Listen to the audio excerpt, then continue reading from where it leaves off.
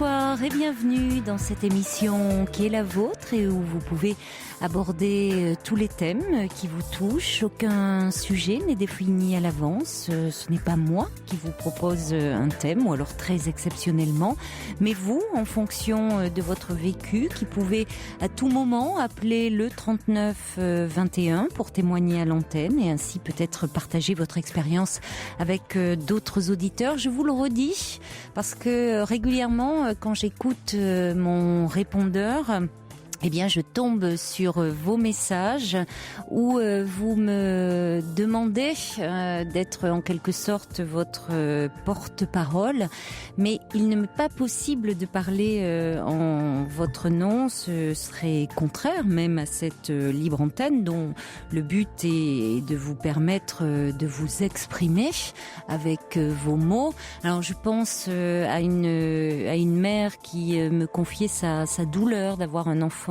séropositif et des répercussions que cela avait sur toute sa famille et qui me disait vraiment est-ce que vous pouvez évoquer ce thème un soir à l'antenne. Je pense aussi à une grand-mère qui me disait que suite au divorce de ses enfants, elle ne voyait plus le petit-fils qu'elle avait pourtant élevé et elle me disait bah oui, on aborde souvent le thème du divorce dans vos émissions mais jamais on évoque les grands-parents qui parfois ne voient plus leurs petits-enfants.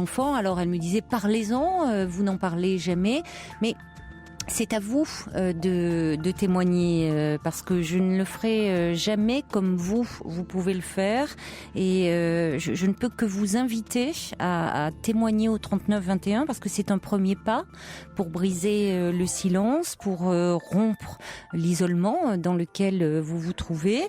Pour exprimer votre colère, dans certains cas, j'ai bien conscience que une émission de radio ne peut pas prétendre, remédier, pallier tous les problèmes. Hein. Il est clair qu'en vous exprimant 10 minutes, un quart d'heure à l'antenne, ça ne peut pas régler les situations souvent inextricables dans lesquelles vous trouvez. Mais vous pouvez déjà partager ce que vous vivez avec d'autres et puis vous sentir un peu moins seul. Alors 39-21, choix 1, je précise, parce que sinon vous tombez sur le répondeur, vous attendez que l'on décroche. Ce soir, ça sera Justin et Asiba qui vont vous répondre. Le standard ouvre tous les soirs du lundi au vendredi à partir de 22h30 et jusqu'à 1h. Ils sont là pour vous accueillir.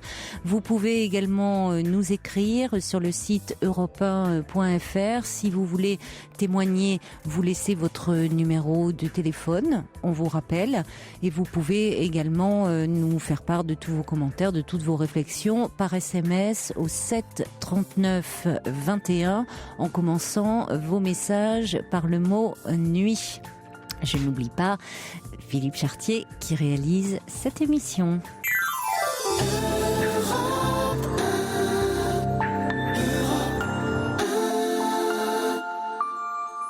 Bonsoir Hélène. Oui, bonsoir Caroline. Bonsoir.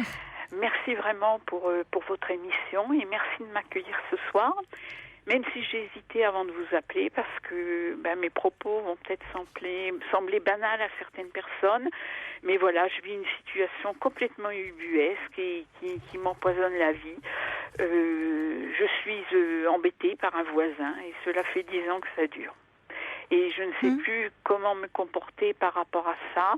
Et peut-être que des gens auront des avis éclairés ou même vous-même sur le comportement à tenir, les démarches à faire. Parce que là, vraiment, je ne vais pas dire que c'est invivable, mais ça me pourrit la vie, quoi, au quotidien.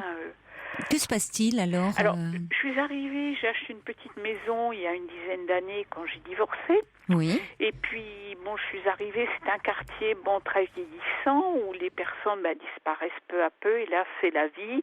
Et j'arrivais, j'étais relativement, pas parmi les plus jeunes, mais j'étais, un peu mal accueilli par des voisins. Le monsieur qui était là avant, il était décédé, donc ils ont voulu commencer à chercher pourquoi j'étais toute seule, si mes enfants avaient du travail, si touchaient les allocations chômage, enfin bref, les questions. Et puis bon, au départ, j'ai été vraiment, on me regardait vraiment en chien de faïence et tout. Et puis ça a duré quelque temps. Alors bon, j'ai commencé à ramasser, mais ça va faire rire peut-être les gens, des paquets de cigarettes vides que le monsieur jetait chez moi. Et là, je suis formelle, ça ne peut être que lui par rapport à l'endroit où je les trouvais. Donc, est-ce que vous avez des pavillons mitoyens?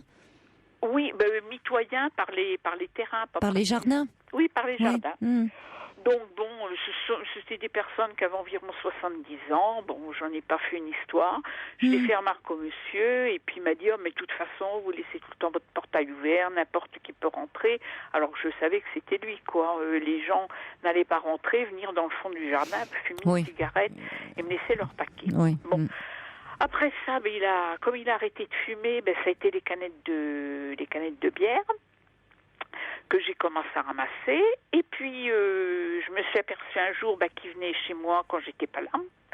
Donc, il entrait dans le jardin et tout. Et puis, renseignement pris auprès de mes voisins pensaient que je lui avais demandé de s'occuper de mon terrain quand j'étais partie. Chose que je n'ai jamais faite. Et un jour, effectivement, je suis partie faire une course. Alors, évidemment, j'ouvrais le portail pour sortir la voiture. Comme ce n'est pas pratique, je n'allais pas descendre de voiture pour refermer le portail quand je partais une demi-heure. Donc, un jour, je suis rentrée, j'ai failli le renverser. Il était effectivement dans mon terrain. Et là, je lui ai demandé ce qu'il faisait là. Il m'a dit, je viens voir si ça pousse. Mais j'ai dit, vous n'avez rien à faire ici. Il m'a répondu, vous n'avez qu'à fermer votre porte. Donc, bon, ça a continué. C'est incroyable, oui. Quel aplomb. Oui, mais si vous voulez, c'est quelqu'un d'irascible. Quand je suis arrivée, son épouse m'a dit « vous n'avez rien à craindre, vous pouvez être rassurée. À partir d'11h du soir, mon mari fait le tour des maisons, il est avec sa carabine chargée. » Donc, oui, effectivement, il y a de quoi être rassuré. Tout à fait. Moi, je suis plutôt rassurée en vous écoutant le soir à partir de 11h. J'ai pas besoin. Mais bon, c'était connu. Oui, c'est plutôt angoissant, de savoir qu'il a une carabine chargée. Mais c'était comme ça. Et puis bon, personne. Apparemment, c'était comme ça. Bref, moi, les gens qui venaient chez moi, ils me disaient, mais on n'est pas trop rassurés dès que. Non, parce que c'est presque une menace déguisée. Enfin, il y a quelque chose d'un peu. C'est très angoissant, je trouve. C'est quelqu'un d'irascible. Oui. Et dès que quelqu'un venait chez moi, il me disait, mais qu'est-ce que c'est que ce voisin il est caché derrière, il nous regarde. Alors, mes enfants... oui, puis vous êtes une femme seule. Pardon ? Vous êtes une femme seule. Voilà, oui. Je crois que ça joue beaucoup. Certainement. Ça joue énormément. Je suis une femme, je suis divorcée. Alors, excusez-moi pour l'expression que je vais employer, mais avant que ce soit après moi, il en avait après un jeune couple d'Arabes, comme il disait. Donc, ça l'occupait pratiquement toute la journée. Et bon, ces gens divorcés sont partis. Donc, après, c'était à moi. Donc, et puis ça a été crescendo. Mon fils est venu une fois en moto, il a failli sortir, il a dit qu'il n'avait rien à faire ici. Il s'est fait traiter de voyou alors qu'il venait chez sa mère, tout simplement. Donc, si vous voulez, ça a été crescendo et j'ai commencé à trouver des comprimés qui jetaient dans mon terrain. Donc, je ramassais des comprimés tous les jours. Et bon, je lui en ai parlé. J'en ai parlé à son épouse qui m'a dit « Mais c'est pas nous, qu'est-ce que c'est que ces histoires ?» Et puis bon, un jour, je suis partie en vacances. Alors là, je peux faire des amalgames. J'ai des certitudes par rapport à certaines choses, des doutes par rapport à d'autres choses. Je suis partie une semaine en congé. J'ai eu une tentative de cambriolage. Mon voisin s'occupait de la maison et quand la police est arrivée, la première chose qu'on lui a demandé, c'est si quelqu'un m'en voulait dans le quartier. Et il a dit, écoutez, je sais qu'elle a des problèmes avec le vieux monsieur derrière. Puis la police a dit, non, mais c'est pas un homme de cet âge-là qui a pu faire ça. Parce que visiblement, alors on m'a dit que c'était des jeunes d'un foyer à côté. Visiblement, les jeunes n'avaient pas... Eh oui, mais voilà, toujours... Ils n'avaient pas envie de rentrer. Les jeunes ont bon dos, parfois. Oui, voilà. C'est toujours les jeunes... oui. On habite, c'est vrai, un quartier un petit peu nord où, écoutez, c'est comme partout. Moi, j'ai jamais... Oui, enfin, vous le dites vous-même, je vois pas pourquoi des jeunes viendraient au fond de votre jardin. Mais bon, s'ils avaient voulu voler, ils auraient pu rentrer, ils n'auraient pas vandalisé à ce point-là. C'était fait pour casser, quoi. Et puis, c'est une petite maison sans présomption, donc si vous voulez, bon, soit ils cherchaient de l'argent et ils seraient rentrés s'ils avaient voulu, mais là, on sentait que c'était... Alors, bon, voilà. Et puis, moi, j'ai fini par contacter ses enfants, son fils notamment, Oui. qui m'a dit que les comprimés, ça remontait peut-être, que ça faisait peut-être longtemps que c'était là. J'ai dit oui, en plus on voit le dosage dessus, qui m'a dit qu'il fallait comprendre, que son père était pas bien, qu'il voulait pas le faire entrer en maison parce que sa femme ne le supporterait pas et tout. Mais j'ai dit, mais vous vous rendez compte, moi j'ai des petits-enfants, Oui, ça peut être... ça devient insupportable. Et je n'ai jamais rien fait, je n'ai jamais rien demandé à personne. Je leur ai même proposé un jour, comme ils n'ont pas de voiture, s'ils avaient besoin, de les emmener, enfin bon, voilà quoi. Et puis, bon, j'ai retrouvé récemment des journaux brûlés dans ma cabane de jardin qui est limitrophe, alors excusez-moi aussi l'expression, avec des excréments dedans. Donc ça fait pas bien longtemps. J'ai rappelé le fils qui m'a dit si vous me le dites effectivement et tout. Et puis mes enfants sont venus ce week-end et puis m'ont dit, parce que bon, entre-temps, c'est pareil, comme par hasard, la haie qui était de leur côté avait crevé, donc j'avais été obligée de l'enlever. Ils voulaient pas que je mette de palissade pour avoir un peu d'intimité. Donc comme ils sont plus hauts que moi, j'étais en permanence les pieds toute la journée. Donc mes enfants sont venus, ils ont tapé du poing sur la table, on est allé acheter une brande et on a fermé.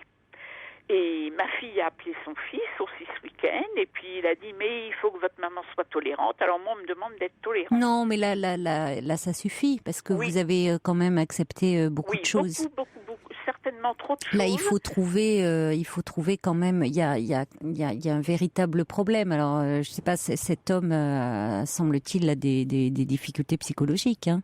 Oui, mais je pense il faut que son fils, il en a toujours eu peut-être, mais ça va pas s'arranger avec l'âge. Mais enfin, il en a eu, il en avait. On me dit qu'il peut pas marcher. Mais il peut y avoir de la perversité aussi parce qu'il était. J'essaie de le faire marcher avec un déambulateur alors qu'il traîne toute la journée dans la rue et il marche tout seul. Et puis bon, oui, mais quand vous êtes arrivé, il avait quel âge ? 70 ans. Oui. Et bon, il est tout seul toute la journée. C'est pas mon problème. Et donc, non, parce que ça ne doit pas vous empoisonner votre existence de cette façon-là. Alors, parce qu'en l'occurrence, c'est pas son fils qui vit à côté. Voilà, moi je suis à la retraite, j'ai eu une fin de carrière, c'est un bien grand mot, c'était très difficile, j'ai eu le divorce en même temps et tout, des deuils de très proches, très jeunes, si vous voulez. Moi je vais pas m'amuser à me prendre la tête avec des histoires comme ça. Je fais mon jardin, je sors, j'ai mes petits-enfants, je vais au cinéma, j'ai une vie dynamique, quoi. Non, puis comme vous dites, des médicaments jetés comme ça, si vous avez vos petits-enfants, ça peut, ils absorbent ces médicaments, enfin, voilà. ça peut être dangereux, ça peut être... Donc on ne sait pas, effectivement, vous ne connaissez pas cet homme, ses antécédents, vous ne savez pas ce qui relève du registre de la perversité ou du registre, effectivement, de la pathologie ou de la sénilité. On ne sait pas. Hein, vous n'êtes pas médecin, vous ne savez pas ce qu'il en est. Vous êtes sa voisine. Mais en l'occurrence, vous n'en avez pas à en subir les conséquences. Donc, le fils de ce monsieur se décharge de ses responsabilités quand même. Pas vraiment, mais il me dit il faut être tolérante. Tolérante, c'est facile à dire. Vous deviendrez vieille, on ne sait pas ce que vous ferez et tout, mais attendez. Oui, mais en l'occurrence, il se décharge quand même de ses responsabilités parce qu'il y a quand même des comportements qui sont préoccupants. Oui, donc, tout le monde d'abord ne vieillit pas heureusement de cette façon-là. Donc, si vous voulez, si son père a de tels comportements, ça nécessite, vous pouvez lui demander, est-ce que votre père est suivi ?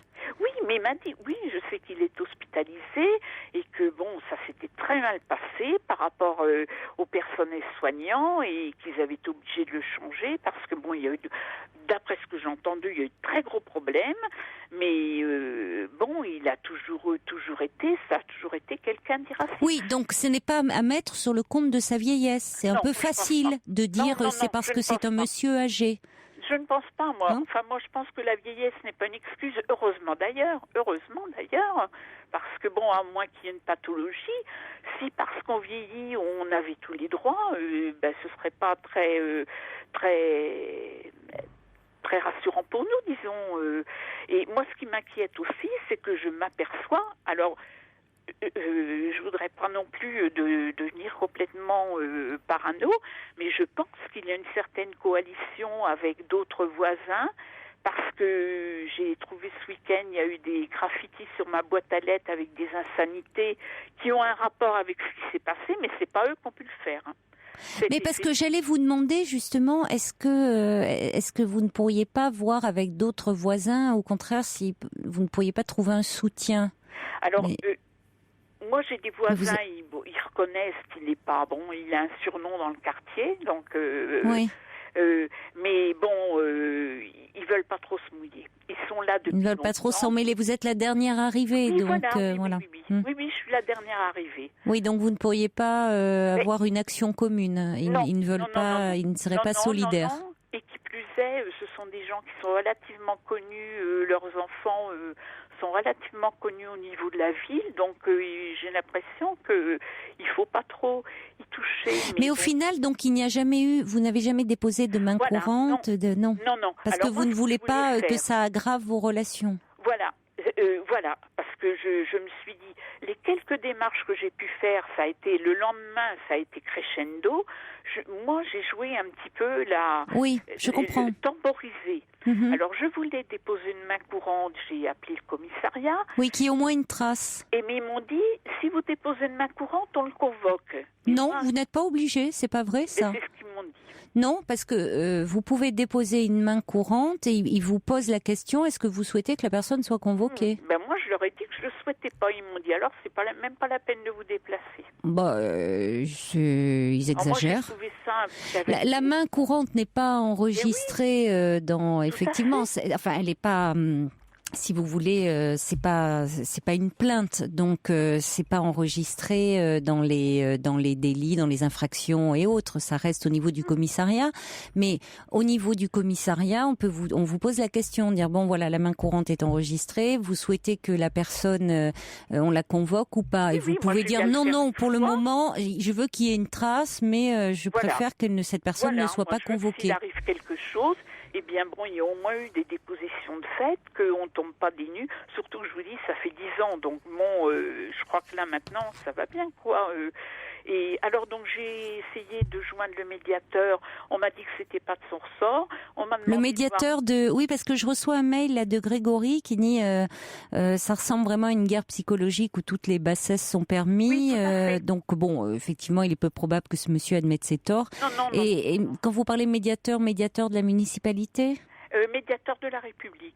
Oui, et alors? La préfecture et la dame m'a dit, et elle m'a dit, on connaît très bien ce genre de comportement, de toute façon, c'est vous qu'on va culpabiliser et tout. Je dis voilà, c'est ce qui se passe. Non mais attendez, oui, mais enfin, il faut bien trouver une médiation parce que... D'autant plus que c'est devenu un sujet de discorde avec mes enfants qui me disent il faut t'en aller, mais je lui dis mais je vois pas pourquoi je m'en irais. Oui, vous vous plaisez.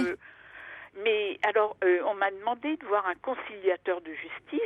Je dois le voir, mais apparemment, je suis allée à la mairie et puis on m'a dit, je vois pas trop ce qu'il peut faire. Voilà. Alors moi, je me disais, bon, peut-être que quelqu'un pourra avoir un avis éclairé sur la question, quoi.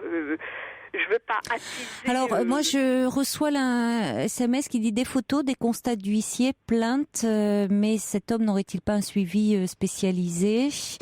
Et puis quelqu'un me dit j'ai connu une situation similaire à la vôtre avec mes voisins. Au final, ils ont fini par m'agresser, aller porter plainte au commissariat. Bon courage à vous. Bon. Alors après, ça dépend effectivement dans quel état d'esprit est ce monsieur. Il y a des personnes pour qui le fait d'être convoqué à la police, ça peut calmer, réfréner un peu leurs ardeurs. Il est âgé, ce serait vraiment... Et bon, ils ont des voisins... Oui, mais enfin, âgé ou pas, ça peut peut-être quand même le freiner, hein. Moi, dans le quartier, ils ont des voisins. Mais le médiateur, ça serait, moi, ça me paraît. Je trouve votre démarche, parce que c'est vrai qu'après vous êtes vraiment tellement proche. Enfin, c'est vrai que tout de suite, ça risque déjà que la situation est très est minée. Peut-être essayer de trouver une médiation et voir, outre que c'est un homme qui a, semble-t-il, d'après ce que l'on vous dit de lui, toujours eu un comportement très irascible. Oui. Bon, et qui est là, il semble pas, heureusement, être dans l'agression. Il est, c'est vraiment une. Bon, difficile de savoir où il en est de son état, mais il semble prêt à nuire de toutes les façons, voilà. Il y a eu des agissements qui ne sont pas de son fait, mais qui, à mon avis, sont du fait d'un autre voisin, parce que ils sont toute une bande de voisins, ils sont là depuis très longtemps. Ouais. Je sais qu'ils me considèrent comme une persona non grata parce que je suis seule, je suis divorcée, etc. Oui, c'est ça, c'est terrible, oui. Oui, donc il y a un classement, on a la casquette à l'envers, un jeune qui a la casquette à l'envers, c'est... Oui, vous ne rentrez pas dans le profil. Non, pas dans les oui, vous êtes une femme seule, vous êtes aussi personne plus vulnérable, oui, enfin aussi. Oui. Et puis je sais pas, il me voit faire mon jardin toute la journée. Alors quelqu'un demande, avez-vous un syndic? Non, vous êtes dans un pavillon. Non, vous êtes dans un pavillon, hein. La personne doit prendre la discussion tout, en cours, donc il n'y a pas de syndic. Non. Marabout dit, le médiateur de la République est le référent non pénal dans les conflits de voisinage, donc il faudrait insister. Moi, je trouve que c'est une excellente idée, hein. Oui. Je pense que Enfin, et vos enfants vous disent, pourquoi vous vous disputez avec vos enfants à ce sujet? C'est un sujet de discorde parce que ma fille m'a dit... eux, ils voudraient que vous quittiez cette maison. Il faut porter plainte. Et puis finalement, alors à chaque fois, oui, de toute façon, t'es trop bonne, les gens voient bien que on peut te dire n'importe quoi. Mais j'ai dit, moi, le conflit ne m'intéresse pas. Et elle a appelé son fils, elle était là ce week-end. Et je vous assure qu'elle a un autre caractère que le mien, qui est beaucoup plus trempé. Au début, ça a été, elle a commencé à dire c'est inadmissible et tout, et à la fin, je l'entendais dire oui, je comprends bien, c'est facile pour personne, et finalement, elle a raccroché, elle me dit oui, je pense qu'il faut comprendre, effectivement.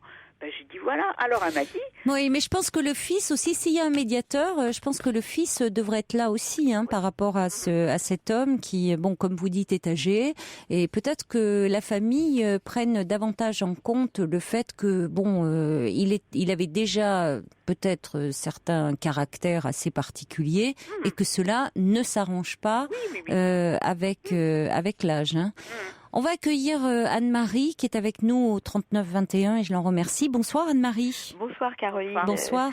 Je téléphone parce que je suis toute attristée pour Hélène et j'ai pris vraiment la décision de vous appeler pour l'encourager vraiment à continuer à lutter. D'abord en effet, vous êtes une femme seule et j'ai connu cette situation. Une femme divorcée qui acquiert un bien quelque part et qui s'installe est toujours mal regardée. C'est à notre époque au troisième millénaire, ça paraît étonnant, mais ça existe encore. Il y a des gens qui sont encore dans des cases comme si, mais c'est pire que même... Mais même au niveau professionnel, j'ai vécu aussi. Oh, ma chère madame, oui, je vous comprends. Oui, alors que j'ai un voisin à côté qui a le même âge que moi, qui est divorcé, lui on le plaint. Mais on le plaint. Une femme divorcée, il y a encore plein de connotations, je dirais qu'ils vont même très loin. Hein. Si on voulait être trivial, j'essaie d'en rire parce que j'essaie de tourner à l'humour, mais là... Oui, mais vous ne pouvez pas continuer de tourner à l'humour, vous avez l'air d'être une femme extrêmement sympathique, et puis en plus de ça, qui avait une personnalité, en plus vous luttez, vous avez raison, mais quand vous avez parlé de la main courante où on vous a dit que c'était même pas la peine de vous déranger parce que vous ne vouliez pas qu'on convoque ce monsieur, Caroline avait raison. Moi j'ai dû un jour faire une ou deux fois des mains courantes pour mes enfants qui faisaient un peu de musique à l'adolescence dans un appartement au mois de juin juin à 8h du soir, et le voisin je n'étais pas présente, je travaillais à l'extérieur, et qui avait, comment dirais-je, menacé mes enfants de descendre avec son fusil s'il continuait à 8h du soir au mois de juin. Et j'avais des enfants, des jeunes bien sûr, mais relativement, il me semble, bien élevés. Et donc le lendemain, en revenant de mon travail, j'ai été faire une main courante. Ce monsieur a reçu un courrier, il est venu me parler en me disant qu'il s'excusait. Je lui ai dit, monsieur, j'ai été obligée, avec ce langage, vous comprenez, on est dans un état de dangerosité. On se dit, mais qu'est-ce qui se passe, hein, on menace des jeunes d'un fusil à 8h du soir, c'est pas possible. D'autant plus que je respectais ce monsieur, j'étais comme vous. Oui. Je suis plutôt quelqu'un qui n'aime pas il faisait la sieste, je suis musicienne, voilà, il faisait la sieste de 2h à 3h30, je ne faisais jamais de musique à cette heure-là. Voilà. Donc c'est exactement ça. Moi. Alors, chère madame, je crois que vraiment il faut que vous fassiez une main courante d'abord, parce qu'il recevra un courrier déjà. Hein. Donc c'est très important. Puis après, en attendant le coup de fil d'Europe, si on décidait de me rappeler, vous avez parlé du médiateur de la République. Alors là, bien sûr, c'est une solution. Non, alors justement, je reçois un mail d'Étienne qui dit: le médiateur de la République n'est pas compétent dans ces situations. Il est compétent uniquement pour les conflits liés à une mauvaise administration entre l'État, ses collectivités et les citoyens. En revanche, oui, le conciliateur est une bonne solution. Le juge de proximité peut aussi être saisi pour nuisance de voisinage. Cela démontrera la volonté de conciliation de la part d'Hélène. Donc c'est bien le conciliateur. Hein. Alors, c'est vrai. Pardon, je vous ai interrompu, Anne-Marie, non, mais voilà. Je vous en prie, mais je trouve ça tellement à notre époque encore. Mais c'est vrai que vous êtes, Anne-Marie a raison, extrêmement sympathique, Hélène, parce qu'il ça aurait de quoi vraiment en agacer plus d'une, parce que c'est quand même très pénible, hein, quelqu'un qui vous envahit. À son bien-être, cette dame. Oui, tout à fait. Et vous le prenez sur le mode de l'humour, mais bon, il y a quand même. C'est des gens qui ne saisissent pas. Moi, j'avais fabriqué un arbre avec des branches et j'avais mis tous les paquets de cigarettes. C'était joli, c'était tout bleu. Excusez-moi pour la pub. Et ça faisait un effet. Et j'avais mis une pancarte en dessous. J'avais mis Tabacum Cochonium. Mais bon, ça n'amuse que moi et mon entourage. Mais parce que vous avez une fantaisie et un esprit qui ne peuvent pas saisir, malheureusement. Donc, voyez, à un moment, il n'y a pas de raison quand même de vous laisser envahir à ce point-là. Je crois qu'il faut agir. C'est vrai qu'il faut. Ils sont hermétiques à cela, et je crois que maintenant, il vous faut agir. À tout. D'ailleurs, c'est ce que dit Valérie du Pas-de-Calais. On va conclure là-dessus. Qui dit, oh là là, quelle plaie. Il y a vraiment de quoi porter plainte, enfin agir. Bon courage. Vous pouvez lui rappeler les paroles de notre regretté Brassens. Le temps ne fait rien à l'affaire. Quand on est con, on est con. Donc c'est pas une question d'âge. Moi, je pensais plutôt à heureux qui, n'ayant pas d'idéal sacro-saint, se borne à ne pas trop emmerder ses voisins. Oui, c'est joli aussi. Mais bon, ne vous laissez quand même pas empoisonner la vie comme ça. Bien. Donc le conciliateur est une bonne solution. Merci de m'avoir écouté, ça me rassure bien plus qu'une carabine chargée. Et puis, effectivement, je vais voir un petit peu... Oui, déjà, il serait bon de lui... rien que pour ça, je pense que quand même dire au moins une main courante, parce que si cet homme est en possession d'une carabine chargée, j'espère que sa femme le dit. C'est préférable. Madame, vous savez, tout existe. Vous savez, si je vous racontais... Si c'est le cas, moi je pense que c'est quand même préoccupant. Et vous pourriez, ne serait-ce que voir avec son fils, lui demander, moi je m'assurerai quand même auprès de son fils, j'aimerais demander demander à cet homme, à son fils, s'assurer qu'il n'ait plus de carabine. Je pense que non, mais vous voyez... vous pensez, mais il faudra en être certain. Pour les journaux, dans ma cabane de jardin, j'en suis à dire, mais bon sang, dommage qu'elle n'a pas brûlé. Au moins, j'aurais eu quelque chose, là, pour un peu de concret.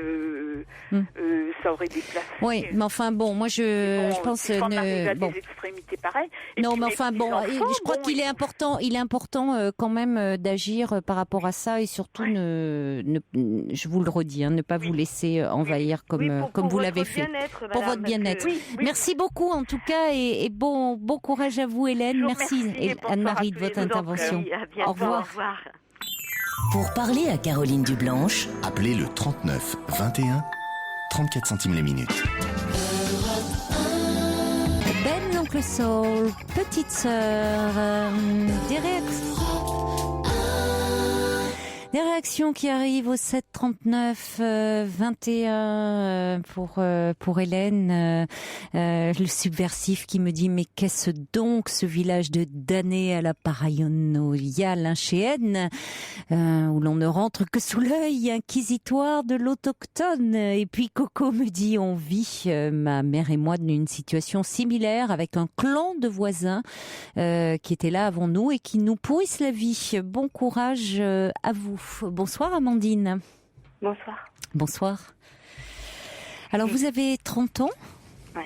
Vous venez d'avoir un bébé qui a 4 mois, c'est ça? Ouais, exactement.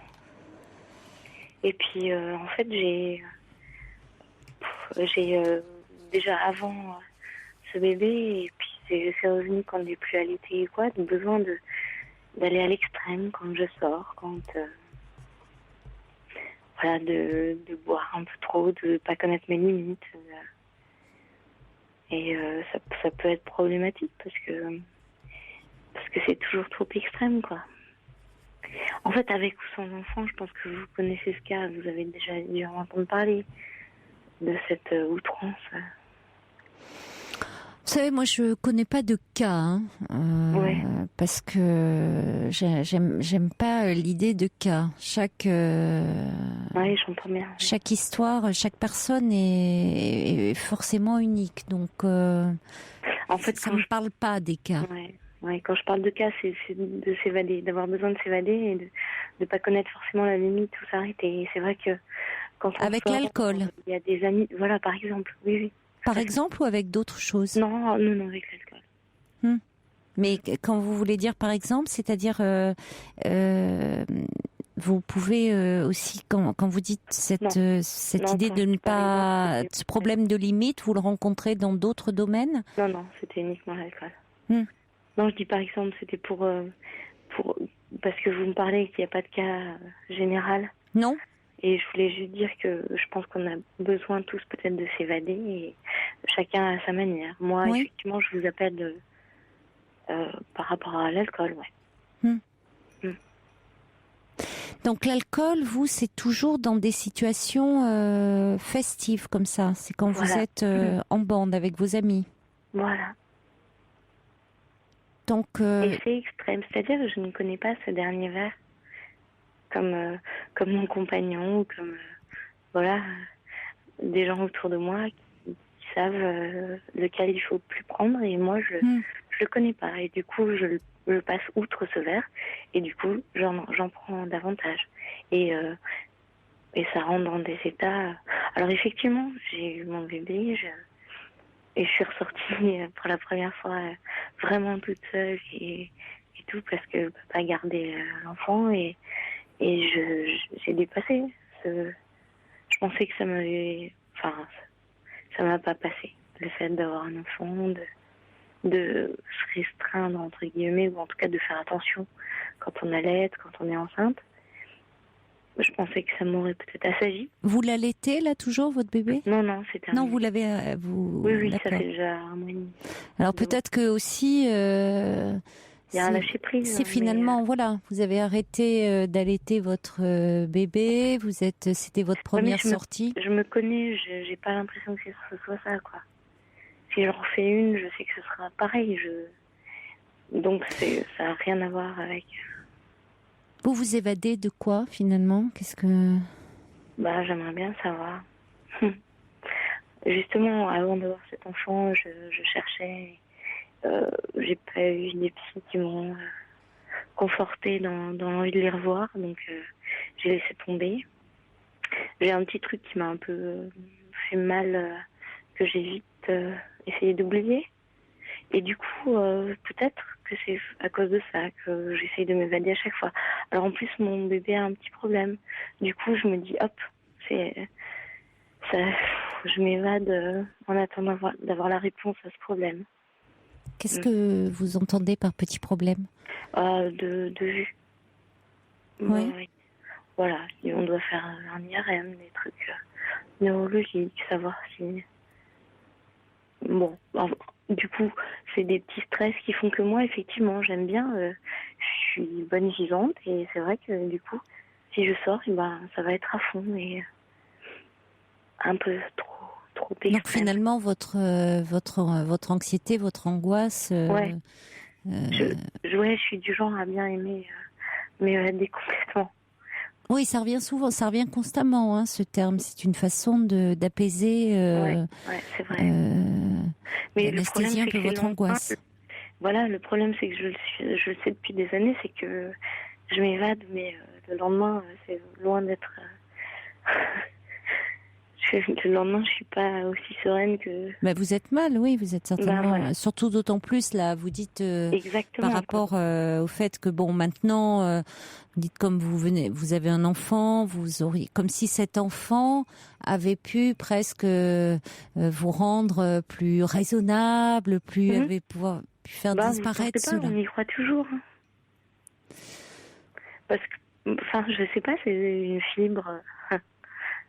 C'est presque un reproche. Vous voyez, le père, il peut sortir, s'amuser, et la mère, si elle le fait, c'est beaucoup plus dramatique. Moi, la fibre maternelle, je l'ai pas forcément sentie. Pourtant, cet enfant, on le voulait, et tout va bien. C'est juste que je me rends compte que j'ai pas changé en attendant. Et qu'on croit toujours qu'une femme, elle va devenir maternelle, et que tout ce qui est un peu négatif va disparaître, et... Mais vous n'êtes pas, de toute façon, c'est plus compliqué que ça. Il y a aussi beaucoup de mythes et de fantasmes autour de ça. Bah, bien sûr, mais c'est bien ça le problème. Oui, c'est le problème. Mais... Ouais. Vous êtes, vous restez aussi vous avec votre histoire, et le fait aussi d'avoir cet enfant fait ressurgir beaucoup de choses de votre histoire, et donc peut en plus, d'autant plus vous fragiliser sans que vous en ayez conscience. Ah ouais, et ce qui est incroyable justement, mais exactement. Parce que c'est marrant d'avoir un enfant, ça pousse une génération en arrière. Donc moi, en fin de compte, j'ai toujours été un peu extrême justement. On reste toujours dans le domaine de l'alcool. Et mes parents ont toujours été là. Donc vous voyez, j'ai 31 ans. Et en fin de compte, même encore, voilà, j'ai fait 9 mois. Il y a aucun souci. J'ai pu m'en passer sans problème. C'est pas une... Enfin si, ça reste une drogue, en fin de compte. Mais c'est quelque chose dont je me suis passée et où je me suis dit, bon bah, ça va être atténué. Et en fin de compte, par exemple, voilà, je suis sortie, ça a été extrême, j'ai toujours pas senti ce dernier verre où je dois m'arrêter. Et je l'ai dit, parce que je me suis fait en plus voler mon sac, enfin bon, ça c'est des bêtises, mais... Et donc j'ai dit, bah je me suis fait voler, je suis sortie, j'ai trop bu. Et donc tout le monde a dit, bon, et maintenant t'es maman, machin. Et vous voyez ce que je veux dire, en fin de compte, c'est que, par contre, paradoxalement, je l'ai dit, j'assume. Oui, vous ne le dissimulez pas. Peut-être plus, parce que c'est moins fréquent. Je sais pas comment vous expliquer ça, mais ouais. Mais vous savez poser des limites. Pendant le temps de votre grossesse, vous n'avez pas consommé d'alcool. Oui, mais heureusement, parce que ce bébé, il est fait dans l'amour, donc ça paraît. Oui, mais il aurait pu être fait dans l'amour, et en même temps, vous auriez pu ne pas pouvoir, ne pas pouvoir malgré tout. Oui, mais parce que je savais arrêter. pertinemment que c'était à quelqu'un d'autre que j'allais faire du mal. Donc ça veut dire que vous pouvez. Et je vais dans l'extrême avant ou après cette grossesse, c'est un peu pour m'oublier moi, donc. Oui, pas me faire pour du mal, oublier, pour vous évader. Voilà. Quelqu'un qui s'évade, alors c'est ça, on s'évade de quoi? De moi, oui. Oui, de moi. Ouais. Ah, oui.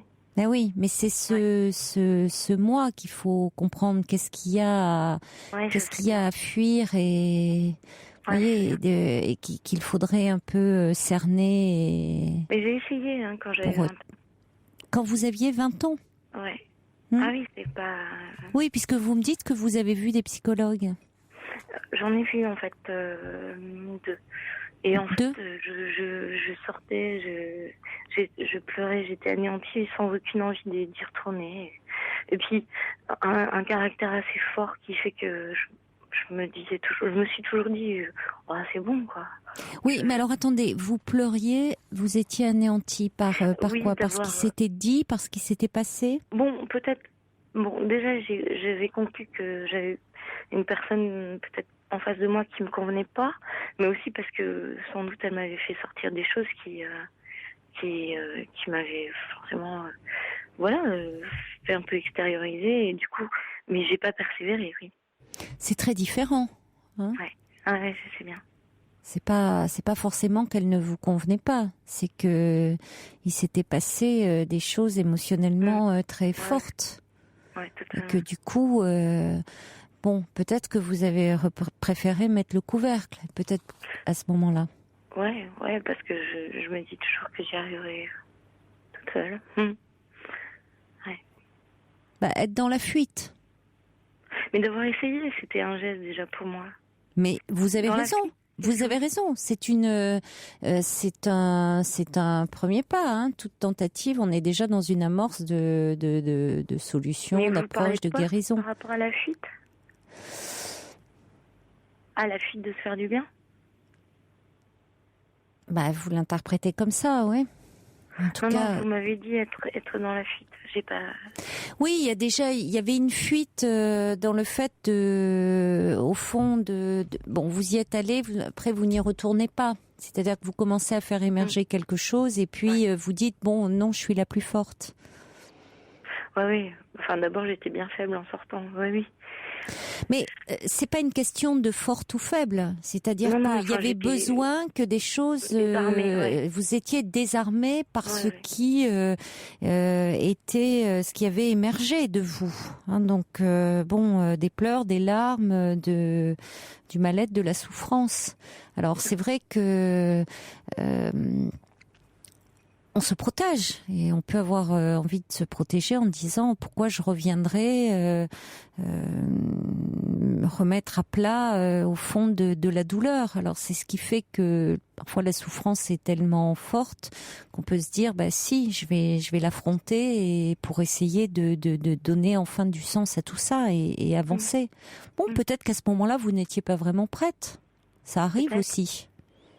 Mais est-ce qu'il faut passer justement peut-être par ce premier exutoire où on se fait vraiment violence, où ça fait du mal et je sais pas, est-ce qu'un voir un psy, voir quelqu'un, c'est d'abord avoir mal et ensuite faire la persévérance qui peut nous aider, j'en sais rien. Mais moi j'ai tellement tendance à pas avoir envie de me faire du mal, vous voyez bien de quelle manière en tout cas. Un psy, ça m'a fait tellement mal que d'y retourner, c'était impensable. C'est-à-dire que vous allez au plus vite, quoi. Vous faites le shoot le plus rapide, hein. C'est-à-dire que vous dites bien là, tout d'un coup, il n'y a pas tellement, même dans la façon dont vous vous alcoolisez, quand vous vous alcoolisez, c'est extrême. C'est extrême, c'est très rapide finalement. On n'est pas dans quelque chose d'une montée en puissance, même d'un plaisir du dernier verre où on est un peu dans l'euphorie, le côté un peu où on est un peu grisé. Non, c'est vous mettez vous mettez très mal quoi. D'emblée quoi, ça va, vous voyez, ça va vite. J'ai l'impression chez vous. Donc il faut décoller vite, quoi. Hein, c'est bon. C'est vraiment s'oublier rapidement. Voilà. Donc vous décollez vite. Donc c'est une façon aussi de vous fuir. Donc c'est vrai que aller parler de vous, vous retrouver face à vous-même et tout, c'est évidemment une autre démarche, mais elle me paraît absolument nécessaire. Même si vous l'assumez, hein, c'est-à-dire que je reçois un message du subversif qui dit au fond vous revendiquez de renverser un ordre des choses. Il y a un travail à poursuivre. Il dit parce qu'il ajoute qu'il y a une différence entre ne pouvoir s'arrêter et vouloir s'évader. Donc il y aurait quelque chose à élaborer dans cette distinction. C'est-à-dire que vous pouvez vous arrêter. Quand vous le voulez. Mais je le fais pas. Mais il y a un désir chez vous de vous évader. Je veux plus avoir conscience de moi. Voilà. Oui. Bon, alors pourquoi cette conscience de vous, à un moment, est si douloureuse? Par contre, j'ai pas envie de l'explorer. Je crois. Vous voyez, mais j'entends bien. Je n'entends que ça. Je passe outre et ça va bien jusqu'à ce que ça aille un peu trop mal. C'est pas facile parce que, en fin de compte, s'adresser à quelqu'un d'étranger, c'est pas si évident, quoi. Vous voyez, quand je suis sortie en pleurs de ce psy, je pense que j'étais prête. J'avais 20 ans et j'avais déjà conscience de ça. Mais il y a des caractères comme ça où on se dit, voilà, c'est bon. Je me retrouvais assise devant les marches de ce cabinet à pleurer. Je vais me débrouiller toute seule, quoi. C'est parce qu'il s'est passé quelque chose de très fort en même temps, hein, mais c'est ça, mais en plus, oui, c'est qu'il fallait justement en parler à quelqu'un d'étranger, c'est toujours. Oui, mais parce que justement, c'est quelqu'un d'étranger aussi. C'est toujours très fort du coup. Oui, de toute façon, j'en parlerai pas. C'est quelqu'un d'étranger et dont vous ne connaissez rien, de lui, et à qui vous pouvez dire. Alors c'est vrai que la démarche est très singulière, hein, quelqu'un dont on ne sait rien et à qui on va confier ces blessures les plus intimes dont nos proches souvent ne savent rien. Mais cette personne qui est un étranger, très vite, enfin souvent dans le cadre de la cure et du transfert, on va rejouer avec elle il faut insister. Des sentiments. Mais oui, c'est là où il est important parce qu'on va rejouer avec elle, à éprouver des sentiments, des émotions que l'on avait avec nos parents, et c'est à travers ce lien que l'on va pouvoir finalement comprendre ce qui a pu créer en nous des souffrances, des blessures, et donc pouvoir les dépasser et les surmonter. Il faut que j'insiste. Oui. Oui, et vous dire par rapport au fait que vous dites le sentiment maternel n'est pas comme ça, c'est pas un instinct maternel, hein, c'est-à-dire que c'est chez les humains, on ne sommes pas programmés comme ça par notre instinct, donc c'est une histoire qui se construit. Il y a quelque chose aussi qui se rejoue dans le fait d'avoir un enfant de votre histoire à vous. Exactement. De bébé et d'enfant. Donc qui peut aussi, à votre insu, inconsciemment, vous fragiliser. Parce que vous ramenez à votre propre histoire. Donc, voyez le côté... mais on entend peu ces paroles de femmes aussi dire parfois que, comme vous dites, je ne ressens pas d'emblée ce sentiment maternel, où ça a mis du temps pour se construire ce lien avec le bébé. Parce que cette parole-là est culpabilisée. Mais complètement. Alors justement, mais c'est là où c'est... délicat du coup, oui. Alors moi, franchement, mon bébé, je l'aime plus que tout et tout, mais je n'ai pas d'instinct maternel, j'en ai jamais eu. Et par contre, ça n'empêche absolument pas d'aimer son enfant, et loin de là. Et c'est juste que, effectivement, même admettons, je suis un garçon manqué ou j'en sais rien, mais ce que je veux dire, c'est que du coup, on reproche aux femmes, effectivement. Voilà, moi qui suis trop sincère, j'ai dit voilà, j'ai trop bu hier, machin. Bon, Amandine, t'es une maman maintenant, tu peux plus faire ça. Je fais si, moi j'avais besoin de m'évader, justement. Qui vous disait ça? Qui vous disait ça? Les proches à qui j'ai dit Je suis pas bien aujourd'hui, je suis un peu trop bu parce que j'avais besoin de le dire et puis Vous ça n'en m'avait parlez fait pas, plaisir vos de parents ressortir. ne sont pas, vous Si, n'en parlez, mon père. Si, c'est mon père, ouais. C'est mon père qui m'a dit, Amandine, maman, c'est bon, quoi, t'es maman. Je fais, si, je suis désolée, moi j'avais besoin de sortir. Après, peut-être pas d'aller dans cet extrême-là, mais j'avais besoin de faire un peu un excès comme ça. Parce que l'air de rien, pendant un an, on protège un petit être, quoi. Si on allait, pour peu qu'on allait. Et votre mère, vous lui en parlez avec elle? Ouais, pareil, ouais. Ouais, les deux. J'ai des parents assez ouverts, c'est pas un souci. Et donc Comment j'ai pas à ça. réagit-elle? En fait, c'est pas les autres qui me mettent la pression, c'est moi qui suis embêtée par le fait que je sache pas me contrôler, quoi. Ça doit être plus complexe que ça. Pardon? Ça doit être plus complexe que ça. Ouais. Je sais pas d'où ça vient. Si, je sais que j'ai toujours eu besoin de me détruire. Mais depuis que j'ai un enfant, c'est... Oui, mais ça a un sens, Oui. Ça a un sens, Amandine. Ouais. On ne se détruit pas comme ça, sans raison. Oui, vous savez d'où ça vient. Ouais. Mais on sent que vous tenez ça bien à distance. Même dans votre façon de parler de vous intellectualisez beaucoup les choses. Ah bon? Oui. C'est pas intellectualisé, je me rends juste compte des choses. Oui, mais il y a une façon de parler de soi en tenant à distance.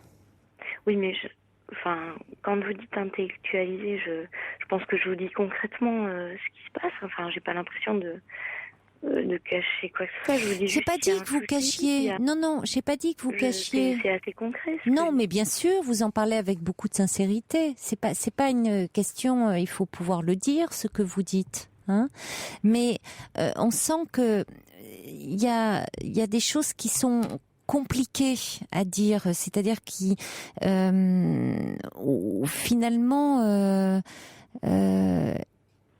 oui, à travers ce que vous dites, on sent tous les non-dits de votre histoire, et c'est de tout ça dont il faudrait que vous puissiez parler, mais dans un cadre effectivement d'une thérapie. Voilà. Ouais. Il faut que je fasse sortir. Parce que comprendre finalement pourquoi il y a chez vous cet extrême, ce processus un peu de destruction, qui est là à l'œuvre. Ouais. Oui, tout à fait, oui. Qu'est-ce que ça signifie d'aller à l'extrême comme ça? Qu'est-ce que vous voulez dire au fond par ce biais-là? Ouais. Qu'est-ce que vous revendiquez? Qu'est-ce que vous voyez? Ça a un sens, ça. Vous exprimez quelque chose de cette façon-là. Je sais très bien. Même en le disant d'ailleurs, en l'exprimant au fond, y compris à vos parents. Oui, mais non. Alors que vous êtes au fond les parents qui sont maintenant les grands-parents de cet enfant. Ce n'est pas rien aussi d'aller leur dire oui, j'ai bu et puis je me suis mis dans un état pas possible. Et donc, vous dites, vous exprimez quelque chose là à travers cet état. Ouais. En fait, je leur ai dit parce qu'ils savaient avant que je pouvais être extrême déjà. Donc, et ça, je crois que ce que pour le moment vous dites de cette façon-là, vous avez tout à fait la capacité, ça s'entend vraiment, Amandine, à le dire autrement. Oui. Vous voyez ? Faut qu'on se quitte. Oui, on va se quitter. J'entends. On va se quitter, mais vous allez poursuivre le chemin vraiment, parce que c'est important. Vous avez vraiment la capacité à le faire, d'autant plus. Ouais, il n'y a pas de raison. Bon, merci Caroline. Merci de m'avoir appelée, Amandine. Merci à vous. Au revoir. C'est un plaisir de vous écouter. Au revoir. Merci, au revoir.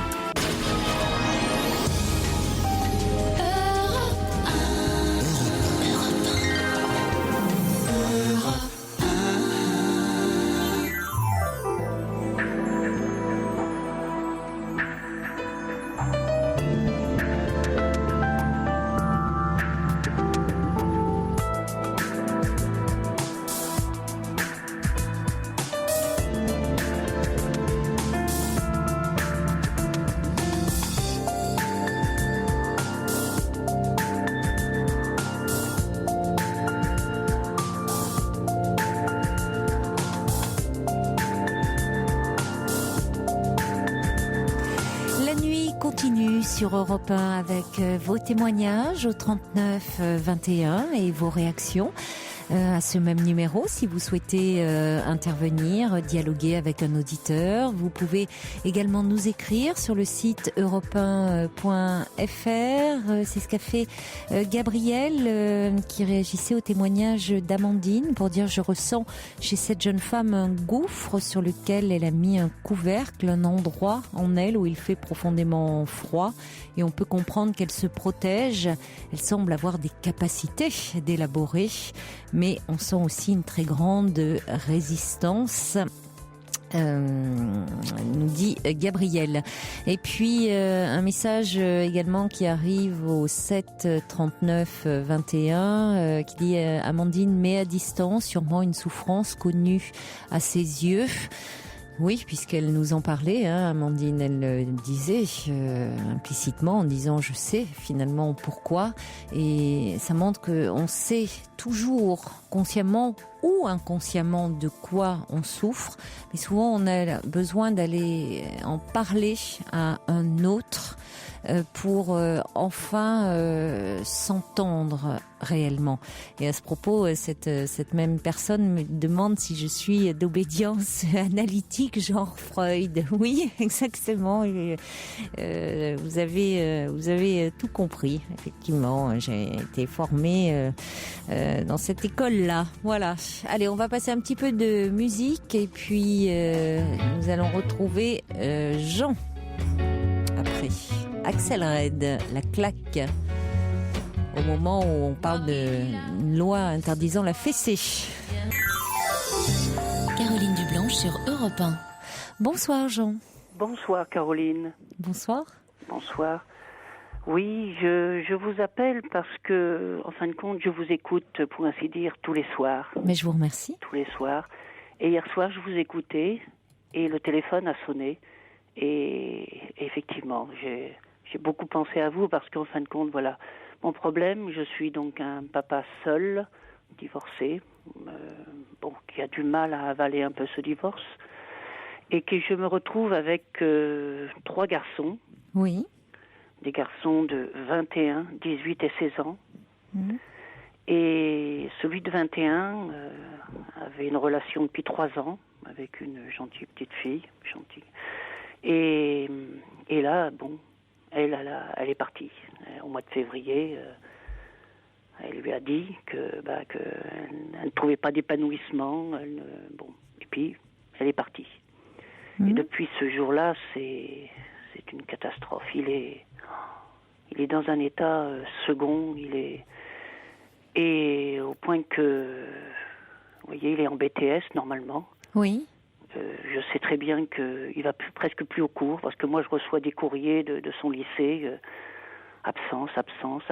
Alors je lui dis: mais qu'est-ce que tu fais? Pourquoi? Pense à ton avenir. C'est vrai que c'est dur de se faire jeter, parce que tu vois, moi après 20 ans je me suis fait jeter aussi. Et donc hier soir il m'a rappelé encore, alors qu'il est chez sa mère. Et puis non, il m'a dit qu'il n'arrive pas à passer, il pleure. Alors bon, je l'avais recommandé d'aller chez un psy. Effectivement, il y a déjà, parce qu'il était un peu addict aux jeux informatiques. Oui. Et quand même, il a osé parler donc au psychologue et puis au psychiatre, qui lui a donné un petit médicament, un Xamax, c'est-à-dire contre les chagrins, disons, contre les. Enfin, c'est pas contre le chagrin, mais ça aide un peu. C'est un anxiolytique, oui, c'est ça. Oui. Mais je sais très bien qu'il les prend pas, parce qu'il me dit. S'il y avait un médicament contre le chagrin, ça serait formidable. Oui, mais... enfin le chagrin, oui. Quand il y a des tensions, ou quoi. Et donc, et je sais bien qu'il ne les prend pas toujours, parce qu'il me dit: moi, j'ai pas envie d'être un zombie. Oui. Mais je lui ai dit: Théo, c'est une canne, c'est momentanément, tu vois. Moi aussi, j'ai eu à prendre ça, et je m'en suis quand même sortie un petit peu. Et là, je voyais hier soir, je suis dépassée parce que je ne sais plus quoi lui dire, comment.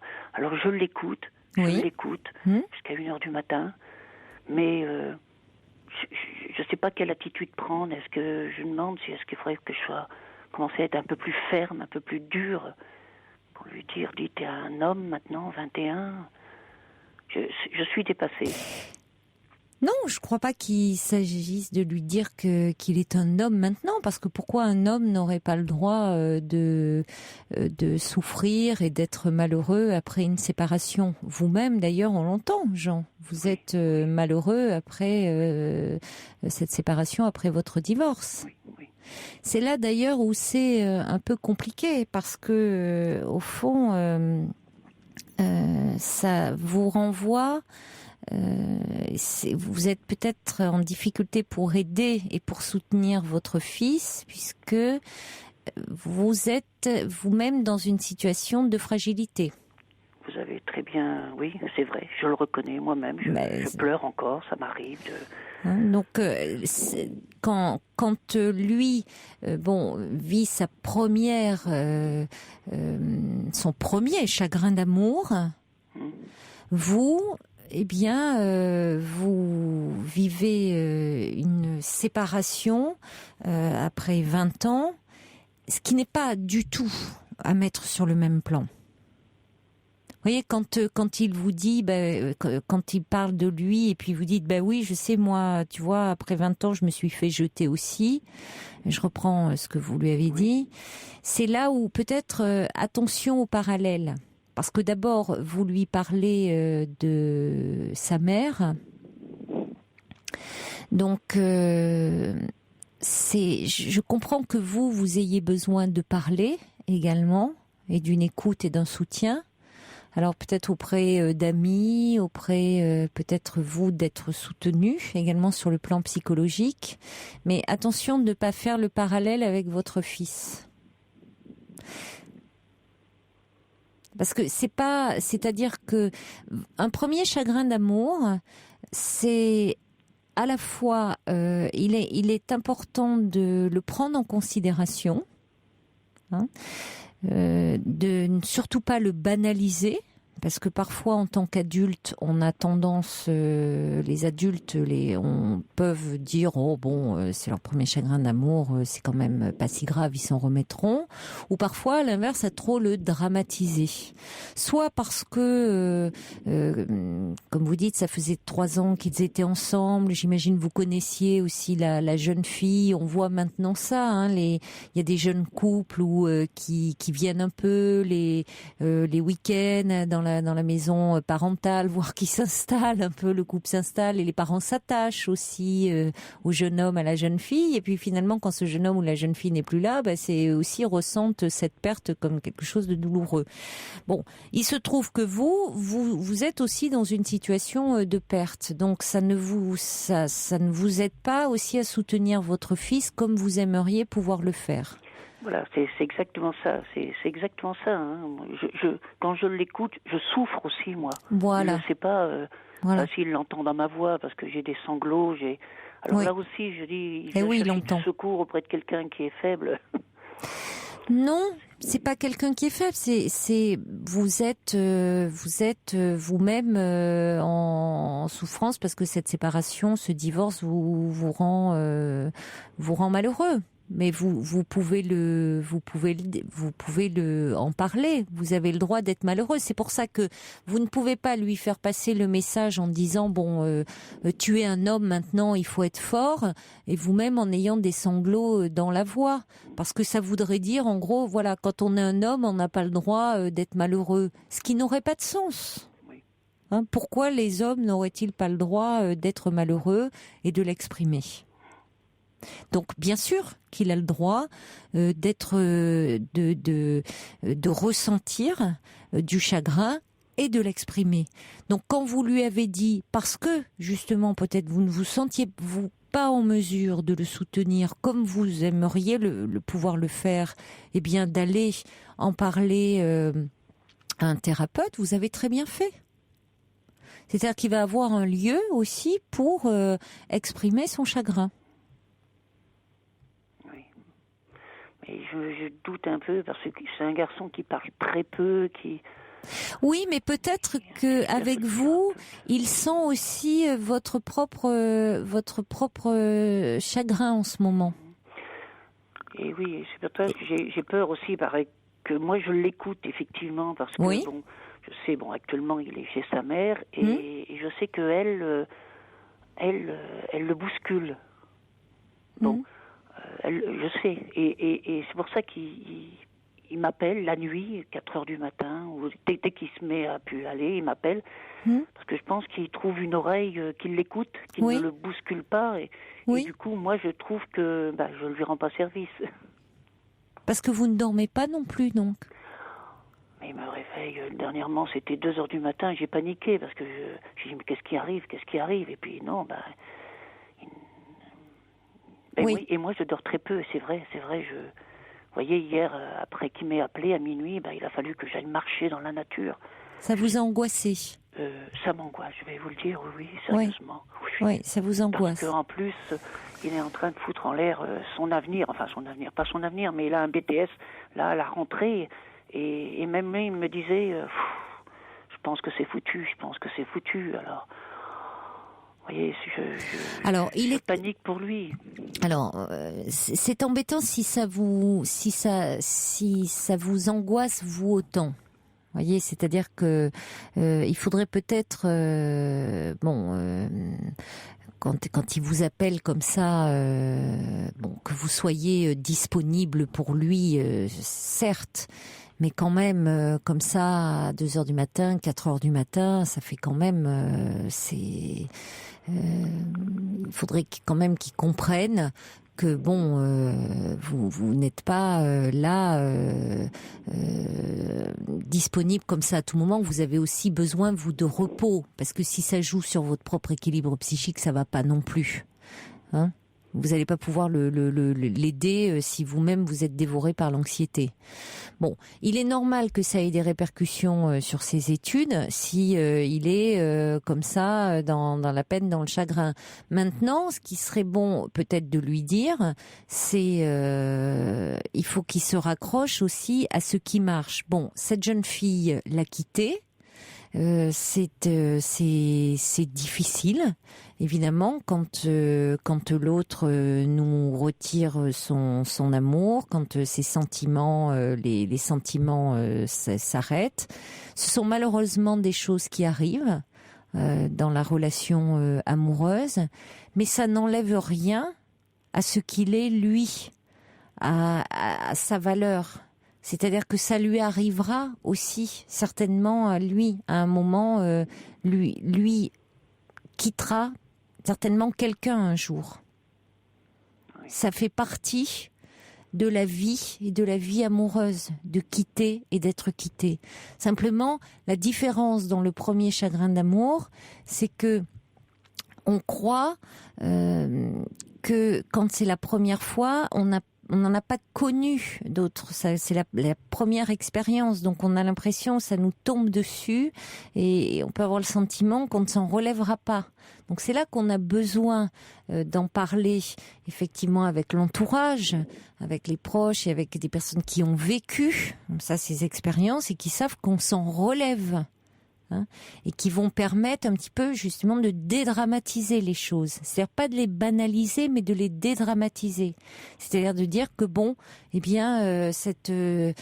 c'est compliqué à ces âges-là. Cette jeune fille, ils se sont aimés, elle l'a aimé pendant ces 3 ans où ils sont restés ensemble, mais aussi cette jeune femme, peut-être que c'est compliqué à un moment de se dire en étant avec lui, de se dire qu'elle devait renoncer à tous les autres garçons et qu'à un moment elle a pu avoir envie de reprendre sa liberté. Oui. Mais que ça n'enlève rien à ce qu'ils ont vécu, à l'histoire d'amour qu'ils ont vécu et à la personnalité et à ce qu'il est et à sa valeur. Oui. Oui. Mais il doit, vous voyez, il faut aussi, il faut pas qu'il vous aspire dans cette spirale comme ça de tristesse. Oui, voilà. Et en fin de compte, je dirais que je vous ai appelé un peu ce soir aussi, c'est parce que personnellement, je me sens mal. Enfin, sa situation me fait que je pense qu'à ça en permanence, moi aussi. Et vous vous êtes séparés il y a combien de temps, vous? Le divorce a eu en 2004, il a été prononcé en 2007. Et alors c'est vrai que c'est un divorce pénible parce que, elle m'a mis en divorce parce qu'elle avait trouvé une autre personne. Et donc pour pouvoir pour pouvoir risquer de gagner, elle m'avait mis pour irresponsabilité, mauvais père, mauvais mari, vous voyez. Et oui. Oui, je l'ai mal subi, mal supporté. Et en fin de compte, elle a été déboutée complètement et même elle a dû me payer une amende. Oui. Parce qu'elle est partie pour adultère. Et la juge. D'accord. Mais quand même, là où c'est dur, c'est que moi j'ai dit, elle voulait donc l'alternance des enfants, mais comme elle est partie assez loin, moi je me suis refusé. Non pas l'alternance, parce qu'ils ont besoin de leur mère, mais de faire des voyages. Alors, ce qui fait que elle a trouvé un terrain à 200 mètres devant chez moi. Et donc, je la rencontre encore tous les jours, même plusieurs fois par jour. Elle habite en face de chez vous? Oui. Quand sa semaine ou quand c'est elle qui a les enfants, elle est là. Et le reste du temps, elle va chez son nouveau compagnon. Ah oui, c'est un sale coup, ça. Oui, et alors donc c'est pour ça que il y a des gens qui me disaient même le psychiatre que je suis allé voir, il me dit il faut faire le deuil. J'ai dit comment on peut faire le deuil d'une personne que l'on voit plusieurs fois par jour? Oui, c'est très compliqué. Alors je vais bientôt être à la retraite, vous voyez, 65 ans, j'arrive encore enfin au bout. Et j'ai malheureusement, ça aussi, ça rend les enfants surtout Théophane, qui était très attaché à sa maison. Je suis obligée, je leur ai dit, je vais vendre la maison pour pouvoir partir, pour pouvoir enfin... Oui. Votre mère, elle a refait sa vie. Moi, je vais pas la refaire, mais je veux quand même mettre de la distance avec elle. Avec cette... Et ce qui fait que, c'est vrai, ça aussi, moi, je le vis mal. Et puis lui, Théophane, effectivement, je vais vendre sa maison. Il me l'a dit parce que lui, il a refusé un peu l'alternance et donc il a vécu chez moi. Et maintenant, il sait très bien qu'à la fin de l'année, la maison va être en vente. Oui, donc il y a peut-être aussi tout ça qui, avec cette séparation, vous savez, les séparations. Alors au-delà, il y a des séparations peuvent renvoyer à d'autres séparations mal vécues. Donc peut-être ce divorce, la vente de cette maison qui était votre maison familiale. Mais oui. Donc il peut y avoir, ça peut être douloureux pour lui. C'est pour ça que c'est important qu'il puisse continuer quand même à voir ce que vous lui avez très judicieusement conseillé, voir le psychologue, qu'il puisse avoir un lieu comme ça pour exprimer sa peine, être soutenu. Oui. Et puis c'est pas quand il est là et qu'il fait ses grandes crises de larmes, qu'il casse un peu tout. Il y a ses deux autres frères, quand ils sont là, surtout le 18 ans, et lui aussi, je le sens qu'il est déstabilisé, au point que... Mais maintenant, si vous voulez, il faut aussi que... ce qui est compliqué, c'est que c'est très emmêlé. C'est ce que je vous disais au début, parce que il faut aussi que vous lui fixiez un peu des limites à votre fils, c'est-à-dire que parce que vous, il faut pas vous laisser trop envahir quand même. Il doit pas quand même vous appeler comme ça en pleine nuit. Il a un chagrin d'amour, c'est difficile. Enfin, de là à vous appeler à 4h du matin, non. C'est quand même surtout qu'après vous êtes très angoissé, donc vous avez du mal à vous remettre de ce divorce. On peut pas mettre tout sur le même plan. C'est une histoire. Vous êtes resté 20 ans. Vous avez construit avec leur mère une histoire de couple, une histoire de famille. Vous avez eu les enfants. Et lui, c'est sa première histoire d'amour. Donc attention à ce qu'il n'y ait pas trop un parallèle pour que pour que finalement, sinon, il va aussi être dans la comparaison avec vous, s'identifier à vous. Finalement, papa ne se remet pas de sa séparation, moi non plus, je vais pas m'en remettre, hein, en simplifiant un peu. Oui, vous avez dit juste, oui, c'est ça, oui.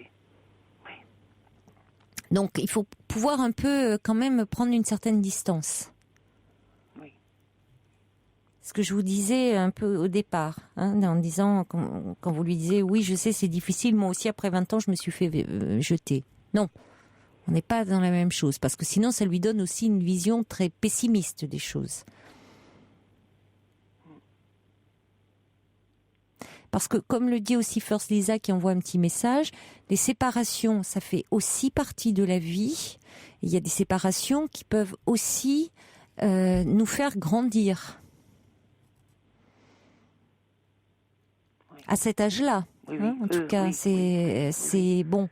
Parce que être quitté, bon, c'est aussi prendre conscience, c'est aussi parfois développer de l'empathie vis-à-vis de l'autre, faire en sorte de pas se comporter trop mal. Quitter, on a le droit d'être quitté quand on n'est plus amoureux, mais faire en sorte quand même de le faire un peu dans les formes, de pas être de pas se comporter trop mal vis-à-vis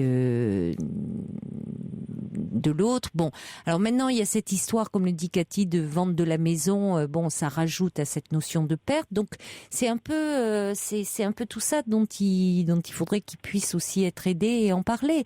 Mais ça, c'est aussi un peu votre histoire à vous, et essayez de ne pas trop l'en charger. Voyez. Et qu'il continue à voir le psy et à en parler. Et vous avez un endroit pour vous êtes un peu soutenu, vous, psychologiquement? Alors moi, j'ai décidé de ne pas refaire du tout ma vie. Enfin, 65 ans, c'est normal. Oui, et mais moi, je ne sais pas ce que je vous demandais. Je vous demandais si... Oui, non, mais du coup... Je ne sais pas ce qui est normal, hein. Il n'y a pas de normalité. Oui. Et du coup, non, moi je me suis plutôt relancée vers Dieu. Je passe beaucoup de temps en méditation, à lire des livres, et puis même j'habite à côté d'une église et je passe beaucoup de temps à l'église. C'est bon, c'est ma manière à moi de me mettre dans la paix, vous voyez. C'est peut-être une fuite aussi. Quelqu'un m'a dit, c'est une fuite. Mais bon, voilà. Ben en tout cas, pour un garçon, pour vous, bon, c'est votre choix, mais pour un garçon de 21 ans, ça peut être assez angoissant, hein, tout ce que vous lui renvoyez là. Oui, c'est vrai, et j'en suis conscient. Je suis conscient que oui, que je leur donne pas une bonne image. Enfin. Non, mais c'est-à-dire que c'est comme si maintenant vous étiez dans. Pour moi, il n'y a plus rien, quoi, si ce n'est Dieu. Enfin, vous me direz, il n'y a plus rien. Pardon pour les croyants qui écoutent, mais c'est bon sur cette terre. Voilà, l'amour pour moi, il n'y a plus d'amour que celui de Dieu. Donc pour votre fils qui, lui, vit une séparation, vous êtes quand même dans quelque chose de très profondément dépressif. Alors, moi, dire que je suis dépressive, je sais pas, mais... je sais pas. Voilà, vous n'êtes pas soutenu du tout sur le plan psychologique ? Donc je rencontre des gens à l'église, à un moment, vous voyez, même une religieuse qui est docteur en psychiatrie, enfin, vous voyez, et bon, que je rencontre de temps en temps, mais bon, elle me dit que la solution, elle est en moi, c'est moi qui dois trouver ma force intérieure pour continuer à vivre,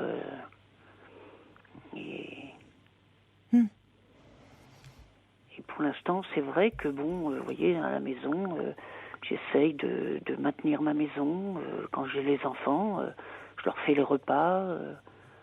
Je continue mon rôle En fin de compte, je me venge un peu parce qu'elle m'a dit que j'étais un irresponsable. Et en fin de compte, depuis déjà maintenant 7 ans, je pense que j'assure à peu près bien ma maison. Vous voyez, bon, je fais quand même appel des fois à des personnes pour venir me faire du linge ou quoi. Mais le reste du temps, je pense que mes garçons sont contents d'être chez moi. Mes garçons sont contents d'être avec leur papa.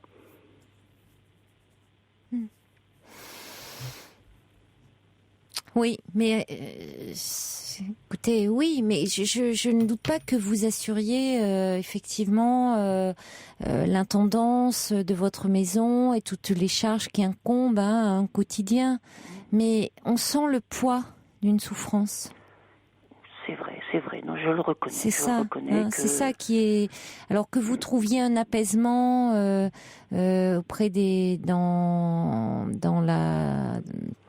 dans la religion et avec les personnes, bon, je respecte tout à fait votre cela, hein.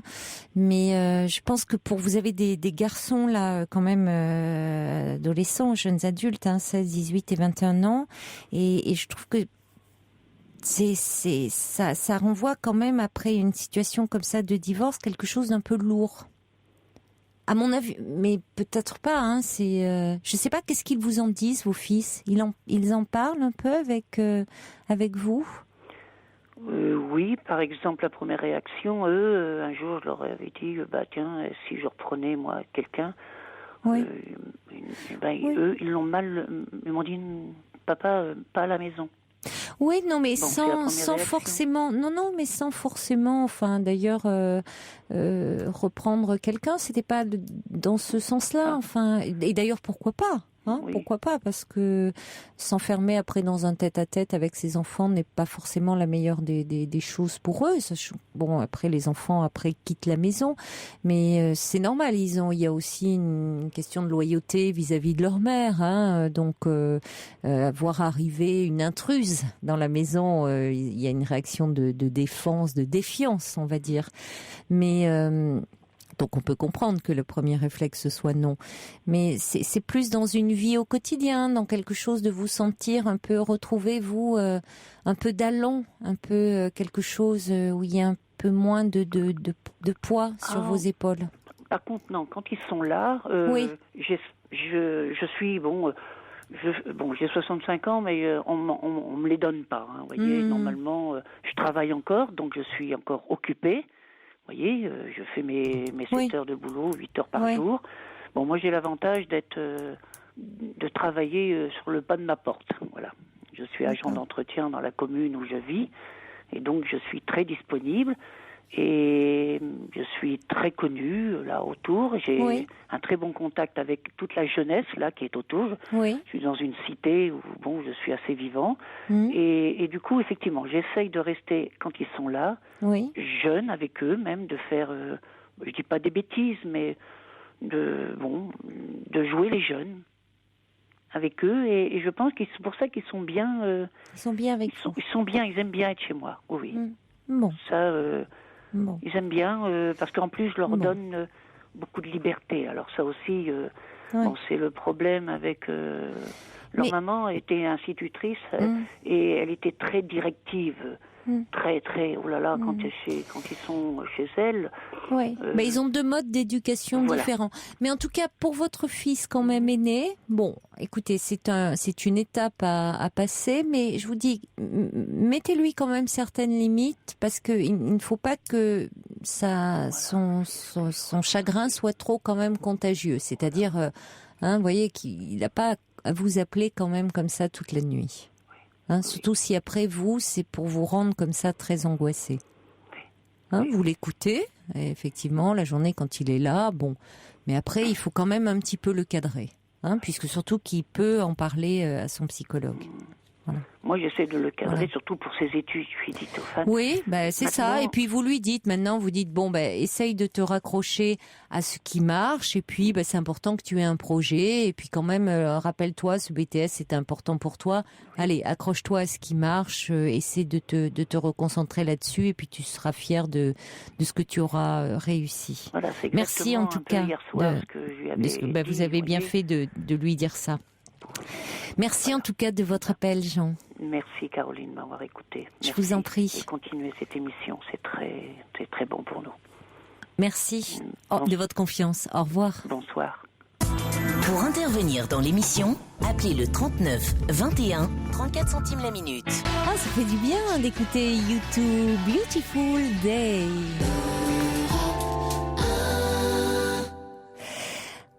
Des messages qui arrivent pour Jean Ava qui dit le plus fâcheux pour son fils, c'est peut-être pas forcément l'échec au BTS, parce qu'après tout, une année de perdu dans la vie d'un jeune homme, c'est pas si grave, mais c'est un manque d'investissement par exemple pour ses études. Peut-être qu'il y a d'autres investissements à explorer, les amitiés, les activités, les talents. Et puis un message qui dit 65 ans, c'est pas si vieux, vous pouvez encore rencontrer quelqu'un, laissez la porte ouverte et ne vous refusez pas le bonheur. On va maintenant changer de sujet et accueillir Annick. Bonsoir. Oui, bonsoir. Bonsoir Annick. Bonsoir. Bon, je me permets de téléphoner Mais parce vous faites que bien. je rencontre des problèmes plus que délicats. J'ai Oui. un fils qui souffre de problèmes psychiatriques Oui. et j'ai beaucoup de mal à gérer la situation. Il a été hospitalisé durant quelques mois et au niveau de le temps qu'il était hospitalisé, j'avais une relation de maman avec un adulte. Mhm. Et depuis, son hospitalisation s'est terminée et il se recomporte, excusez-moi de l'expression, comme un bébé. C'est-à-dire C'est-à-dire que il est toujours collé à moi. il est très régressif dans ses comportements. Oui. Mais oui. Il est toujours... par exemple, je me mets dans le canapé, il vient s'asseoir sur mes genoux, bisous maman, il a plus de 26 ans, hein. Mhm. Et j'arrive pas à gérer C'est tout depuis ça. cette hospitalisation. Non, c'était déjà comme ça avant. D'accord. Mais pour moi, ça m'est...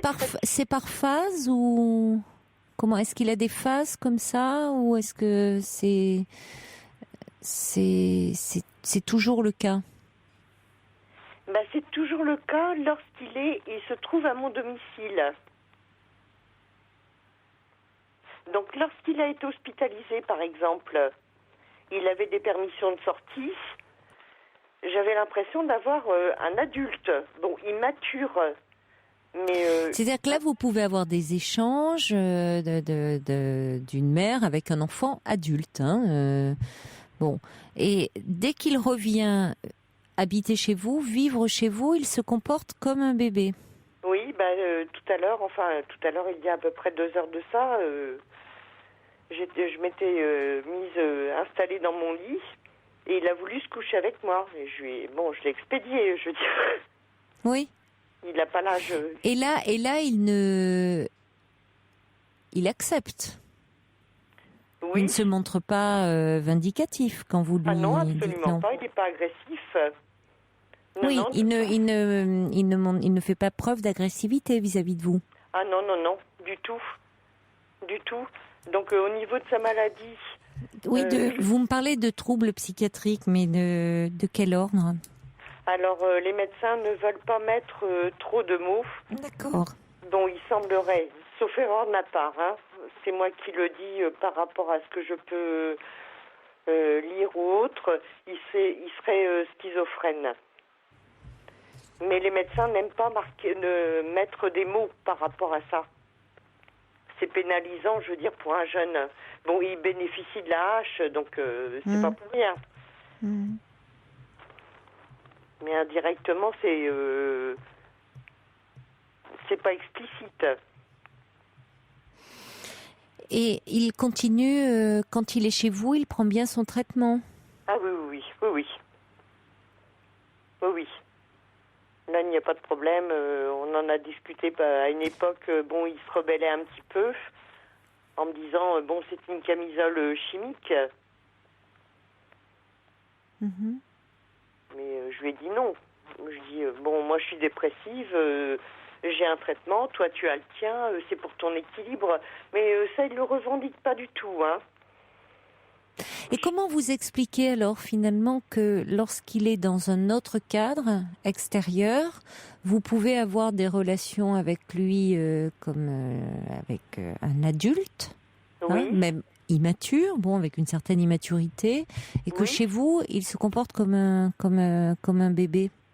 J'arrive pas à expliquer, justement. Vous êtes seule avec lui? Oui. Oui, c'est comme si l'institution faisait fonction de tiers. Un peu d'une, comme si ça faisait comme avec une tierce personne, d'un tiers un peu séparateur. Oui, oui, et puis bon, il est vrai que je suis séparée d'avec son papa il y a 6 ans de cela, à la suite de violences conjugales, parce que son papa n'a pas compris qu'il était malade. Donc il a vécu des choses difficiles. Donc à la suite de ça, je me suis séparée d'avec son papa. On vit ensemble. J'ai eu son papa il y a 2 heures de cela. Je lui ai expliqué, je lui ai dit, bon, on trouve une solution maintenant pour notre fils. Et son père ne veut pas entendre. Et il ne veut pas entendre que son fils est malade. C'est le père qui est dans le déni. C'est pas le fils. Ben oui, forcément. Donc comment le père, lui, pour lui, tout va bien Ah oui, oui, oui. Oui, il se rend bien compte que son fils ne mène pas tout à fait une vie comme les autres jeunes gens de cet âge-là, enfin de sa génération. Mais aussi Mais bien, il ne veut pas l'entendre. Non, non, non. Et Ouais. c'est ça mon problème. Donc vous vous retrouvez seul à faire Complètement, face. et là je suis en grand désarroi. Ouais. Ouais. Et mon fils avait un établissement qu'il avait accueilli du côté de Grenoble, Oui. dont je ne dirai pas le nom, mais Grenoble, moi j'habite près de Rouen. Donc la distance a fait que mon fils l'a très mal supporté et la maladie l'a rattrapé. Donc il a été rapatrié, entre guillemets, puisque il y a des problèmes de secteur psychiatrique. Donc à côté de mon domicile, il est resté hospitalisé 5 mois. Et il était envisagé qu'il retourne de nouveau du côté de Grenoble. Mais mon fils a complètement refusé parce que l'éloignement était pour lui quelque chose de pesant. Il est mal lorsqu'il est loin de vous. Oui. Et Oui. vous, finalement, vous ne pouvez rien faire lorsque votre fils est présent, c'est-à-dire ça limite votre autonomie. Complètement. Complètement, parce qu'il a un comportement d'enfant de 5 ans, alors qu'intellectuellement, il n'a pas 5 ans. Hein. Mais alors, est-ce qu'il n'y a pas aussi quelque chose dans votre relation qui s'est mis en place où, au fond, vous voyez, c'est-à-dire qu'il peut se comporter autrement. Ça montre que, au fond, quand il est à l'hôpital, il sait se comporter autrement. Oui, oui, exactement, oui. Oui, oui. C'est-à-dire que c'est pas comme si il ne pouvait pas, il n'avait pas la capacité il n'est pas dans une déficience mentale qui fait qu'il ne peut pas. Non, du tout. Donc il vous prouve se comporter tout à fait autrement. Donc en même temps, c'est qu'il y a une forme de relation entre vous deux qui fait que lorsque vous vous retrouvez dans votre environnement habituel, vous reprenez le même type de relation. Exactement. Est-ce que vous ne pourriez pas, au fond, je ne sais pas, travailler là-dessus, vous faire aider là-dessus pour essayer de faire en sorte qu'il y ait un peu plus d'autonomie et que ça soit un peu moins pesant pour vous? Disons que je suis suivie, il l'est aussi. Et pour l'instant, le problème n'arrive pas à être cerné. Mais c'est moi qui le subis. Et excusez-moi, là, j'ai une crise d'angoisse qui me provoque des petits problèmes respiratoires, mais c'est pas grave. Hein. Mais parce que justement, j'arrive pas à sortir de tout ça. J'arrive pas. Alors que il est. Et là, vous avez une crise d'angoisse en parlant? Tout de suite, oui, j'ai du mal à respirer. Excusez-moi. Hein. Non, mais je vous en prie. Non, mais. Oui, mais ça montre bien que oui, ça touche à quelque chose d'important. Oui. C'est-à-dire que, bon, en même temps, vous êtes très seul aussi dans cette situation. Oui, mais justement, oui. Il n'a pas d'autres activités, il n'y a pas d'autres possibilités en dehors des hospitalisations. Il ne va pas en hôpital de jour? On n'a rien de disponible. Il va à ce qu'on appelle le CATTP. Donc, c'est une occupation. Le lundi après-midi, il fait un peu de musculation. Le mercredi après-midi, je sais plus, musicologie. Et le jeudi, je ne sais plus quoi.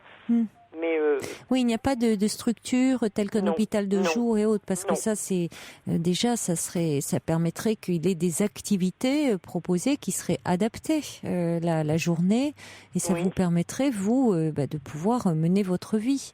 Et est-ce que parce qu'il y a plusieurs antennes de l'UNAFAM, l'Union nationale des amis, vous en faites partie.